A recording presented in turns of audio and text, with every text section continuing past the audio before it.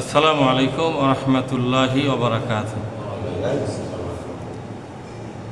আউযু বিল্লাহি মিনাশ শাইতানির রাজীম।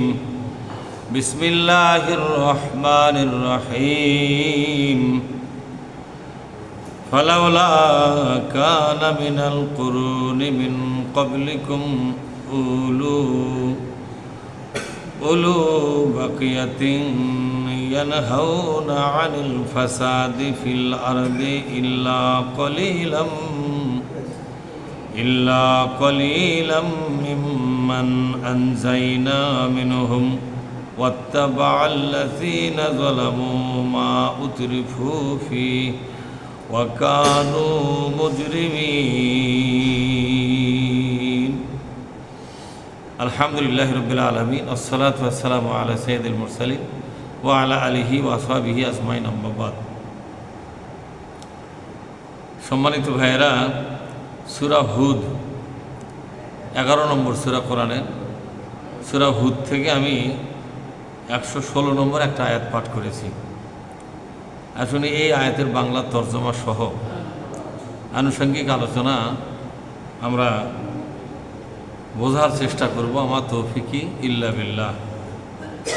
আল্লাহ পাক বলছেন, ফালাউলা কানা মিনাল কুরুনি মিন ক্বাবলিকুম, তোমাদের পূর্বে যে সকল জাতি অতীত হয়ে গেছে তাদের মধ্যে উলু বাকিয়াতি ইয়ানহাউনা আনিল ফাসাদি ফিল আরদি, কেন এই পৃথিবীতে যে সন্ত্রাস এবং দুর্নীতি হয়, অন্যায় অবিচার অত্যাচার নির্যাতন হয়, এটার বিরুদ্ধে কেন দাঁড়ালো না? এই আয়াতটা নাযিল হয়েছিল অতীতে বহু জাতিকে আল্লাহ ধ্বংস করে দিয়েছিল। কেন ধ্বংস করে দিয়েছিল তার কারণ আল্লাহ পাক এখানে বলেছেন যে একটা জাতিকে ধ্বংস করার মূল কারণটা হলো যে ওই জাতির ভিতরে অন্যায় অবিচার চলছে, অথচ তার বিরুদ্ধে কেউ রুখে দাঁড়াচ্ছে না। রুখে দাঁড়াবার মতো অনেক লোক আছে, কিন্তু দাঁড়াচ্ছে না। গাও বেচা চলতেছে, এরকম লোক আছে না? গাও বেচা চলা, এই গাও বেচা চলাটা এটা হচ্ছে ধ্বংস হওয়ার আগের আলামত। তাই আল্লাহ পাক বলছেন যে তোমাদের অতীত যুগের যে জাতিগুলো ধ্বংস হয়ে গেল, সে জাতির ভেতরে কিন্তু অন্যায়ের বিরুদ্ধে রুখে দাঁড়াবার প্রচুর লোক ছিল, কিন্তু তারা দাঁড়ালো না। না দাঁড়ায় তারা গাও বেঁচে চলল।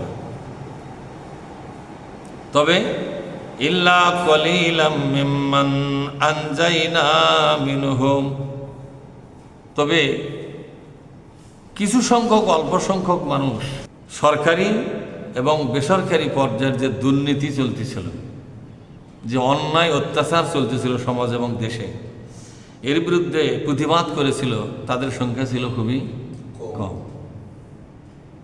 আল্লাহ এ কথার দ্বারা বুঝালেন যে অন্যায় অত্যাচার অবিচারের বিরুদ্ধে, জুলুমের বিরুদ্ধে রুখে দাঁড়াবার দায়িত্ব শুধু অল্প লোকের নয়, সব লোকের। ঠিক না? অন্যায়কারী ছাড়া আর যত লোক আছে, অন্যায়কারী ছাড়া আর যত লোক আছে, সকলের দায়িত্বই হচ্ছে অন্যায়ের বিরুদ্ধে কি করা? রুখে দাঁড়ানো। অন্যায় তো বেশি লোক করে না। একটা সমাজে বা একটা দেশে অন্যায় যারা করে তাদের সংখ্যা কিন্তু খুবই কম। আপনি খেয়াল করে দেখবেন, একটা গ্রামে যদি 500 লোক বসবাস করে, আর 10 জন লোক খুবই অন্যায় করে বেড়ায়, এরকম লোক আছে না? কিন্তু 500 লোক যদি একযোগে প্রতিবাদ শুরু করে, তাহলে 10 জন লোক কিন্তু অন্যায় করতে পারত না। আল্লাহ নবী বলেন, তোমরা যদি কাউকে জুলুম করতে দেখো, অন্যায় অবিচার করতে দেখো, তার হাতটা চেপে ধরো, যাতে করে নতুন করে আর কেউ জুলুম করতে সাহস না করে। হাত চেপে ধরো। ইমানের দাবি হচ্ছে জুলুমের বিরুদ্ধে আপনাকে রুখে দাঁড়াতে হবে। জালেমের হাতটা যদি আমরা চেপে ধরতে পারতাম, সমাজের লোকেরা, জালেম কিন্তু তার জুলুমের কাজটা আর করতে পারত না, কিন্তু আমরা তা করতেছি না।